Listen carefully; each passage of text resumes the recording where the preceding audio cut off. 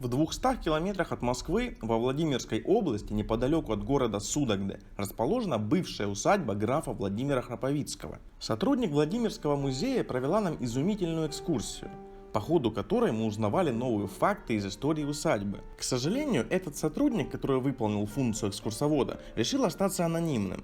И я постараюсь пересказать донесенную до нас информацию вам. Усадьба Храповицкого. Редкая для средней полосы России по архитектурному решению дворянская усадьба, выстроенная по заказу полковника лейб-гвардии Владимира Храповицкого в конце 19 века архитектором Петром Бойцовым. Получив имение в наследство, Владимир Семенович Храповицкий нашел усадьбу не в лучшем состоянии. 19 тысяч десятин земли, старый боярский дом, запущенный парк, пришедшее в упадок хозяйство. Все это вместе взятое приносило ничтожный доход. Приняв во внимание, что имение само по себе обладает огромным потенциалом за счет богатых запасов леса, Храповицкий решился на коренное переустройство Муромцева, начиная с парковой растительности и заканчивая крестьянскими избами. Храповицкий решает, что территория обладает хорошим лесопромышленным потенциалом и энергично берется за дело. Он начинает поставлять строевую древесину для нужд железной дороги, дрова в Москву и безлесные районы. Уже в первые 2 года предприятие дает 90 тысяч рублей чистого дохода, и Владимир Семенович вкладывает часть дохода в переустройство дома, хозяйственных построек и в строительство новых зданий. Еще в 1886 году была построена лесопильня, где и перерабатывали поставляемый лес. Через 9 лет Храповицкий на свои деньги учреждает акционерное общество «Лесные склады Храповицкого» с капиталом в 300 тысяч рублей. В акционерное общество входили лесопильня, смолокурня и скипидарные заводы. В губернии была усовершенствована переработка леса, что облегчало его дальнейший сбыт и открывало далекие перспективы. Хороший предприниматель просчитывает на несколько шагов вперед. Огромное внимание Храповицкий уделял восстановлению вырубленного леса. Он понимал, что за этим лесом будущее. Задумываясь о расширении рынка сбыта, Храповицкий чаще бросал взгляды на Москву. Необходима была связь со столицей. Для этого и была построена собственная железнодорожная ветка от деревни Ликино до станции Горки Муромской железной дороги. На железной дороге работали паровозы системы Краус, и граф купил в 1896 году на мюнхенском заводе Шпеннермана. Умело руководимое лесное хозяйство давало огромный доход, позволяя содержать имение, вести жизнь на широкую ногу в столице и за границей. Успешная предпринимательская деятельность не осталась без внимания властей. 24 июля 1903 года Владимир Семенович Храповицкий за особые заслуги в области разведения леса был награжден свидетельством и серебряной вазой чеканной работы, а также золотой медалью Министерства земледелия и государственных имуществ. Кроме лесных заводов, Храповицкий владел кирпичным, обеспечивая свое имение кирпичом. Центральным строением и флагманом всей усадьбы является дом самого графа, выполненный в стиле поздней французской готики. Необычное сочетание романского и готического стилей уподобляет дом Храповицкого средневековому замку. Все, даже мельчайшие детали заказывались исключительно у столичных мастеров. Оказавшись перед этим зданием, понимаешь, это настоящий замок. Не хватает только рва с водой и широких бойниц для стрелков. Во дворце находилось более 80 различных помещений, гостиных и жилых комнат.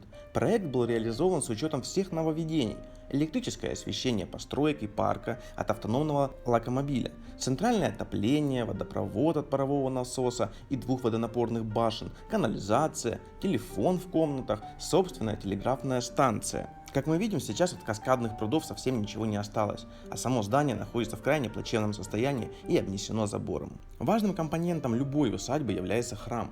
Был он и в Муромцево. В 1899 году Храповицкий обратился с просьбой к епископу Владимирскому и Муромскому о разрешении на строительство храма в честь святой царицы Александры. Он мотивировал свою просьбу тем, что в имении работает много народу, а ближайшая церковь далеко, и надо увеличивать строительство православных храмов. Строительство личного храма завершило процесс изоляции имения от внешнего мира. Это укрепляло и отношения Храповицкого с императорским домом, так как царь не мог остаться равнодушным к такому подарку. Просьба была одобрена, и вскоре храм был освящен. Росписи и иконы были выполнены мастерами школы Васнецова. В советское время в храме был склад горюче-смазочных материалов, со всеми вытекающие в прямом и переносном смысле слова. Помимо церкви в старорусском стиле, на территории усадьбы располагался театр, а для обучения крестьянских детей Храповицким были построены 2 школы – начальная и художественная. Содержание имения требовало огромных людских ресурсов. В усадьбе трудились крестьяне близлежащих деревень, принадлежащих Владимиру Храповицкому. Основные силы шли на земледелие, однако в имении также развивалось ремесло. Крестьяне жили отнюдь не бедно, а некоторые даже зажиточно. Храповицкий заботился о своих людях, строил для них дома. Наступил 1917 год. К этому времени имение достигло своего расцвета. Великолепная усадьба, великолепные леса, современная технология ведения лесного хозяйства, 2 железнодорожные ветки. Но с приходом к власти большевиков Храповицкому, одному из богатейших людей Владимирской земли, являющемуся предводителем губернского дворянства, ничего не оставалось, как покинуть Россию. После революции Храповицкий был вынужден эмигрировать во Францию. Но перед этим, чтобы спасти имение от разграбления, он произвел полную опись имущества и добровольно передал его государству. К сожалению, он ошибся. Усадьба была национализирована в 1918 году и потом разграблена. Постройки были поделены между колхозом и лесным техникумом. В течение 56 лет имение разворовывалось и перестраивалось так, что прежние владельцы не узнали бы его, вновь увидев. Театр и школа, построенные специально для пропаганды грамотности и культуры среди местного населения, к сожалению, тоже уничтожены огнем. Крайне мало известно о последних годах жизни Владимира Семеновича и Елизаветы Ивановны Храповицких, которые они провели на юге Франции. Владимир Храповицкий скончался 30 июля 1922 года в нищете и был похоронен на русском кладбище во Франции.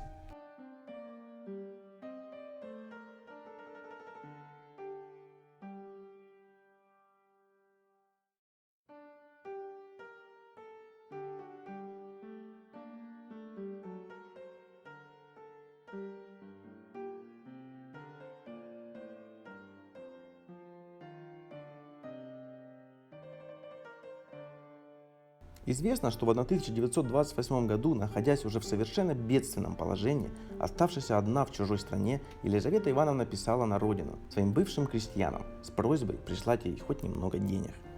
Многоуважаемый Николай Александрович, я так много слыхала о вашем гуманном отношении к людям, а потому и решила обратиться к вам, прося вас дать мне совет, как я могла бы действовать, чтобы получить хотя бы небольшую сумму за все состояние, которое взяло от нас советское правительство. Мой муж скончался, детей у нас не было, мой муж был Владимир. Во Владимирской губернии у нас громадные леса, несколько десятков тысяч десятин, заводы, собственная линия ЖД. В Судогодском уезде село Ликино. Усадьба тоже во Владимирской губернии Судогодского уезда, село Муромцево. Много имений в других губерниях, я не знаю в каких. Моего мужа звали Владимир Семенович Храповицкий, а меня Елизавета Ивановна Храповицкая. Буду вам обязана всю жизнь за ваше доброе участие ко мне. Уважающая вас Елизавета Храповицкая.